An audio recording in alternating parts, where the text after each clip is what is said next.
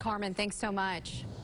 And we have breaking news this morning as Lieutenant Governor Tim Griffin is pulling his name from the race for Arkansas's governor and instead has announced he will be running for Attorney General.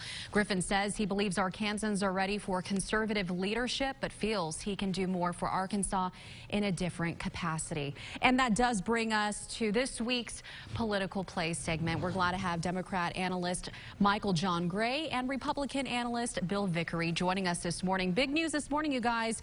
So first, let's talk about that. What are your thoughts on this change of course for Lieutenant Governor Tim Griffin? Bill, let's start with you. Yeah, well, he's been a friend of mine for 30 years. He's a smart man. I think he talked to a number of supporters around the state. They wanted to see him run for. They wanted to avoid a tough race and what would have been a difficult, kind of rough family fight. So I think smartly he's pivoted over to the Attorney General's race. He was a former U.S. attorney. He has 30 years in the JAG Corps, in the United States Army. He's heavily decorated. It is an office that he can do a tremendous amount of good as a conservative in a red state, watching this Biden administration, watching a lot of the stuff that they're going to pull in D.C. I think it's a prime opportunity for Tim Griffin to step up and lead. I think he saw that and sees it, and it's moving quickly. Michael John. Hey, you can't question Lieutenant Governor Griffin's credentials, his military credentials, his legal credentials, his experience. However, this was it whack-a-mole. I can't run for this one. I can't win with this one, so I'm going to run for another one. And conservative leadership as AG, the Attorney General of the state of Arkansas is supposed to protect the citizens of Arkansas, telemarketers, scammers, not, oh no, the Biden administration's doing more than maybe we want to do. That is complete overreach. We've seen Attorney General Rutledge do the same thing. That's why she's going to lose the governor's race. She hadn't gone out there and done things for Arkansans. She's been involved in national politics.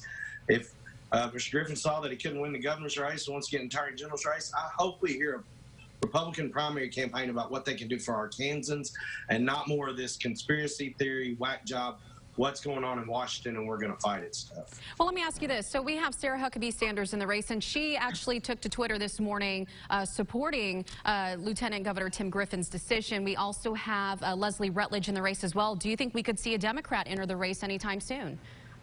So there'll be more than one Democrat in the race, but a Republican or Democrat, no one's time frame should be dictated by someone else announcing. It's a big deal. It's time away from your family. It's a big undertaking, but yeah, there will be a primary for the Democratic nominee for governor as well. How do you think this is going to shape the race moving forward right now? In terms of the Republican primary? Yes.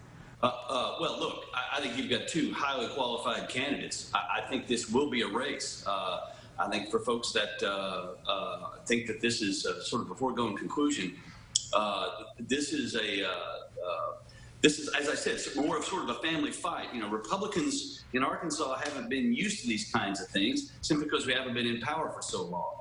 So I think the race between Leslie Rutledge and Sarah Sanders now sets up very clearly.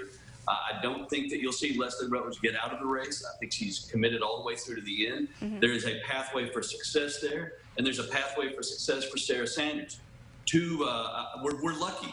We're lucky that we have two really qualified, good candidates who either one of them would serve and be a great governor. Now we've got a powerhouse candidate in the AG's race who's got a ton of money and a ton of name ID. I do disagree with Michael John a little bit. I think that the fight is to keep Arkansans safe. It is to keep it from the Joe Biden administration. And so, to me, this just brings more energy to the Republican Party primary. That's where all the energy is. Whomever comes in second in the Democratic Party primary is probably going to be the luckiest person in the world. But they'll be more qualified. Qualified's a word that's getting thrown around a lot. Sarah Huckabee Sanders, her dad was governor, and she was a spokesman for President Trump. I don't know how that gets to qualifications, but for that primary, it's all over but the crime.